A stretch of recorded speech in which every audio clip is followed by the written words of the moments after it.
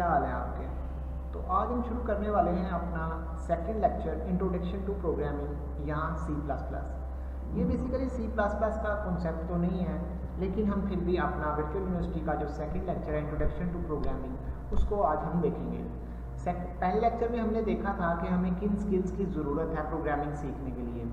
तो आज उसी से रिलेटेड हम अपना सेकंड लेक्चर देखेंगे वर्चुअल यूनिवर्सिटी की बुक का इंट्रोडक्शन टू प्रोग्रामिंग का, जिसमें हम देखेंगे कि हमारे पास सिस्टम सॉफ्टवेयर्स क्या होते हैं, इसकी कैटेगरीज कौन कौन सी हैं, और उसके बाद हम चलेंगे टूल ऑफ ट्रेड्स की तरफ कि इसके लिए हमें कौन कौन से टूल्स चाहिए होंगे।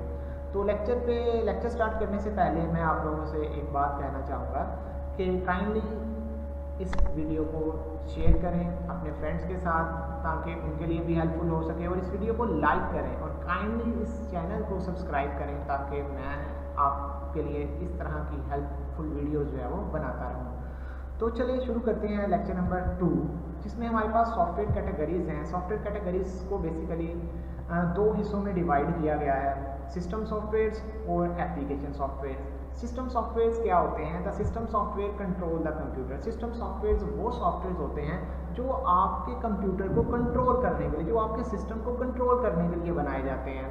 उसके बाद क्या कहता है जी, it communicates with computer hardware. ये जो है ये कम्युनिकेट करवाता है, ये आपस में बातचीत करवाता है आपके हार्डवेयर की। अब ये हार्डवेयर्स क्या होते हैं? हार्डवेयर और सॉफ्टवेयर्स का अगर आपको थोड़ा बहुत नॉलेज हो तो सॉफ्टवेयर वो होता है जिसको हम टच नहीं कर सकते, फिजिकली टच नहीं कर सकते। जो हार्डवेयर होते हैं उनको हम फिजिकली टच कर सकते हैं, ठीक है। जैसे MS वर्ड हो गया तो उसको हम प्रॉपर्ली टच नहीं कर सकते, ठीक है। और जो हमारे पास कीबोर्ड है, माउस है, उनको हम प्रॉपर्ली टच कर सकते हैं। तो जो हम टच कर सकते हैं उनको हार्डवेयर बोला जाता है, जिनको हम प्रॉपर्ली टच नहीं कर सकते वो हमारे सॉफ्टवेयर होते हैं।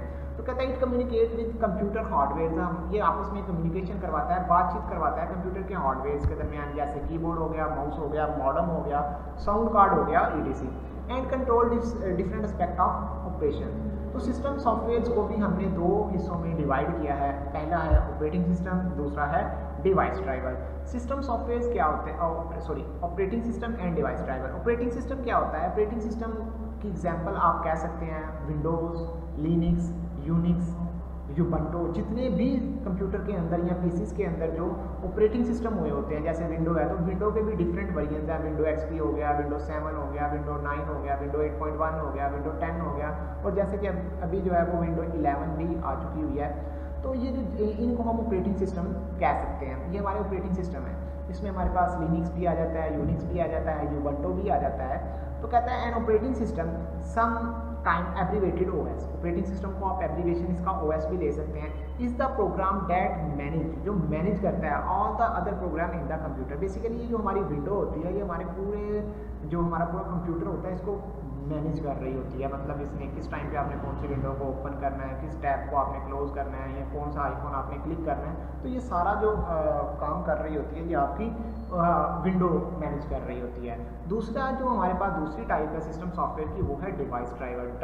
डिवाइस ड्राइवर्स वो होते हैं जो कम्युनिकेट करवाते हैं बिटवीन डिवाइस एंड कंप्यूटर। जैसे कि अगर आपने सुना होगा विंडोज 7 में जब क्या होता था, हम विंडो करते थे तो विंडो करने के बाद हमें कुछ ड्राइवर्स की ज़रूरत पड़ती थी, जैसे वाईफाई ड्राइवर हो गया, या प्रिंटर हमने चलाना तो प्रिंटर के लिए ड्राइवर की हमें ज़रूरत पड़ती थी। तो ये ड्राइवर्स जो हैं ये हम जब विंडो कर लेते थे तो उसके बाद करते थे, ठीक है। ये डिवाइस ड्राइवर कहता है कि the device driver software is use to communicate between device and computer. ये बेसिकली कम्युनिकेशन करवाती थी हमारे कंप्यूटर की, और जो डिवाइस हमने अपने सिस्टम के साथ अटैच करनी होती थी उन दोनों के दरमियान कम्युनिकेशन करवाने का काम जो था वो डिवाइस ड्राइवर का था। उसके बाद अब हम अपनी सेकंड जो सॉफ्टवेयर कैटेगरी है एप्लीकेशन सॉफ्टवेयर, उसकी तरफ चलते हैं। अब ये क्या है इसको हम देखते हैं। एप्लीकेशन सॉफ्टवेयर वो सॉफ्टवेयर होते हैं जो यूज़र की नीड के लिए, जो यूज़र के लिए बनाए गए होते हैं। ए प्रोग्राम और a group of program design for the end user. End user वो यूज़र होता है जो हमारे कंप्यूटर को, जो हमारे सॉफ्टवेयर को यूज़ कर रहा होता है, या जो हमारे सॉफ्टवेयर को इस्तेमाल कर रहा होता है। तो एप्लीकेशन सॉफ्टवेयर में आपके पास मल्टीपल एग्जांपल्स आ जाती हैं। MS वर्ड हो गया, एक्सेल हो गया, पावर पॉइंट हो गया, VLC प्लेयर हो गया, मैथ टाइप हो गया।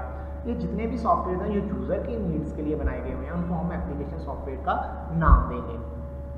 तो ये थी हमारे पास सिस्टम कैटेगरीज, सॉफ्टवेयर कैटेगरीज हमारे पास दो तरह की थी, system software and application software. तो ये था हमारा फर्स्ट टॉपिक। उसके बाद हम चलते हैं अपने सेकंड टॉपिक की तरफ, वो है tool of trade. Tool of trades क्या होते हैं, देखिए जब भी हमने कोई प्रोग्रामिंग लैंग्वेज पे वर्क करना होता है तो उसके लिए डिफरेंट उसके टूल्स होते हैं। जैसे जब आप कोई काम सीखते हैं तो उसके लिए आपके पास जब तक टूल्स नहीं होंगे आप उस काम को प्रॉपर्ली नहीं सीख सकेंगे। इसी तरह हम जब हमने प्रोग्रामिंग लैंग्वेज को सीखनी है तो उसके अपने टूल्स ऑफ ट्रेड्स होंगे, उसके अपने टूल्स होंगे, ठीक है। तो जब अब हम अपनी लैंग्वेज जो C++ है वो प्रॉपर्ली इंशाल्लाह ताला नेक्स्ट लेक्चर में with the help of practice, ठीक है, विद प्रैक्टिस हम जो है वो C++ को स्टार्ट कर देंगे इंशाल्लाह ताला थर्ड लेक्चर से। तो उससे पहले हम इनके टूल ऑफ ट्रेड्स जो है वो देख लेते हैं कि कौन कौन से होते हैं। तो पहला टूल ऑफ ट्रेड जो है वो एडिटर है। देखिए जब भी हमने अपनी प्रोग्रामिंग करनी है तो उसके लिए हमारे पास कोई ना कोई एडिटर होना चाहिए जहाँ पे हम अपनी कोडिंग कर सकें। तो हमारे पास जो एडिटर है वो है dev C++। ये आप गूगल पे जाएंगे, गूगल पे जाके आप dev C++ फाइल लिखो, ये जब आप सर्च करेंगे तो यहाँ पे आपको एक लिंक आएगा, फर्स्ट लिंक पे आप क्लिक करें तो आपके पास जो है वो फाइल लिखो से जब आप इसको डाउनलोड लेटेस्ट वर्जन करेंगे तो ये dev C++ का लेटेस्ट वर्जन जो है वो आपके पास डाउनलोड हो जाएगा। तो मेरे पास पड़ा हुआ है, मैंने इंस्टॉल किया हुआ है, तो मैं इसको दोबारा इंस्टॉल नहीं करूँगा। तो मैं जो है वो आपके सामने dev को ओपन कर लेता हूँ। यहाँ पे मैंने dev C++ ये हमारी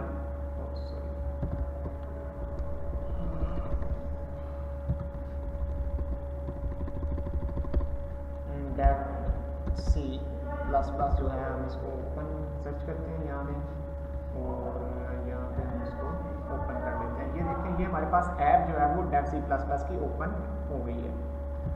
तो ये था हमारा एडिटर जिस पे हम अपनी कोडिंग वगैरह जो है वो सारी करेंगे। उसके बाद अभी ये थोड़ी देर तक जो है हमारा dev C++ ओपन हो जाता है।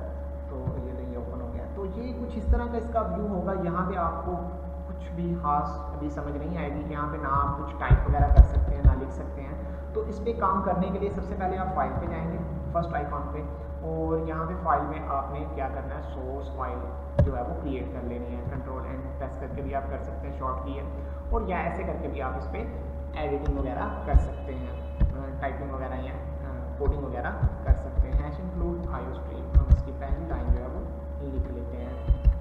अच्छा ये था हमारा एडिटर जहाँ पे हम अपना कोड करेंगे। यहाँ पे C++ का जो जहाँ पे C++ के सारे कॉन्सेप्ट्स को डिस्कस करेंगे with the help of practice. तो अब हम चलते हैं अपने दूसरे टूल्स की तरफ, वो है कंपाइलर एंड इंटरप्रेटर। कंपाइलर क्या होता है, the compiler read the whole code, the whole program या whole code and translate it into the machine language. हमारा जो कंपाइलर होता है वो क्या करता है, हमारे पूरे कोड को ट्रांसलेट करता है मशीन लैंग्वेज में। मशीन लैंग्वेज क्या होती है, वो लैंग्वेज जो हमारा सिस्टम समझ सकता है, बाइनरी लैंग्वेज भी आप इसको बोल सकते हैं। तो हमारा जो कंपाइलर है वो हमारे पूरे कोड को पकड़ता है, उसको कंपाइल करता है, ठीक है, मशीन लैंग्वेज में, और हमें इसकी आउटपुट दे देता है। और दूसरा हमारा होता है इंटरप्रेटर। इंटरप्रेटर क्या करता है कि interpreter is that the program execute slowly as the interpreter translate the program by line. Interpreter क्या करता है, इंटरप्रेटर हमारे पूरे प्रोग्राम को एक ही टाइम पे कंपाइल या इंटरप्रेट नहीं करता। इंटरप्रेटर जो है वो हमारे कोड को इंटरप्रेट करता है लाइन बाय लाइन।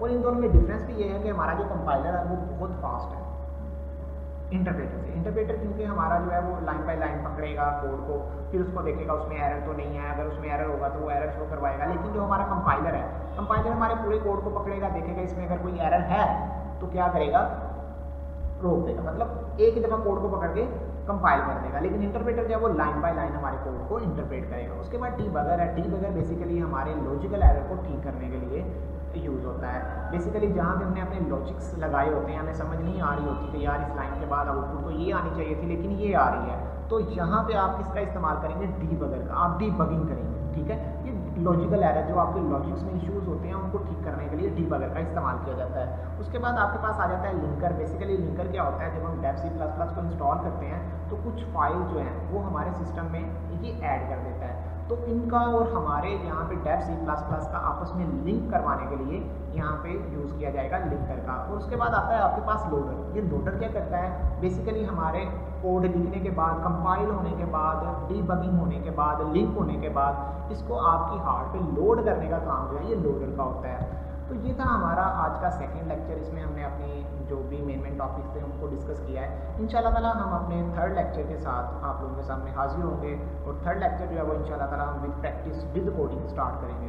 ओके, अल्लाह हाफिज़।